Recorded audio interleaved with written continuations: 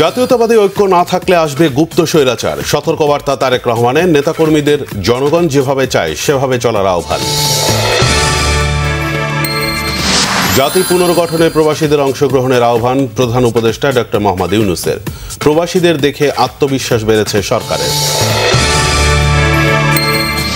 এবারের নির্বাচন সবচেয়ে চ্যালেঞ্জিং বলেছেন নির্বাচন কমিশনাররা। প্রথমবারের মতো নির্বাচন কর্মকর্তা সম্মেলন।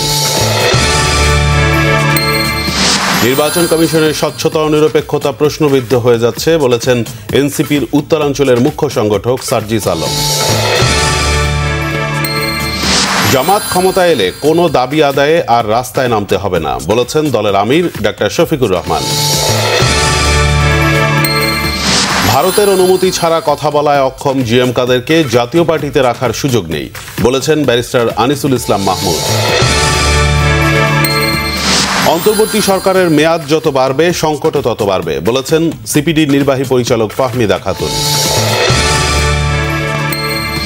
দেশে পদে পদে মানবাধিকার লঙ্ঘন হচ্ছে, অভিযোগ ডক্টর দেবপ্রিয় ও ইফতেখারুজ্জামানের। ভারতের তামিলনাড়ুতে অভিনেতা বিজয় থালাপাতির জনসভায় পদদলিত হয়ে 10 শিশুসহ 38 জনের প্রাণহানি, 900 জনকে হাসপাতালে ভর্তি, বাড়তে পারে মৃতের সংখ্যা।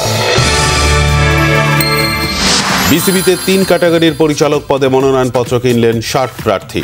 জাতীয় দলের নির্বাচক থেকে আব্দুর রাজ্জাকের পদত্যাগ, লড়বেন নির্বাচনে।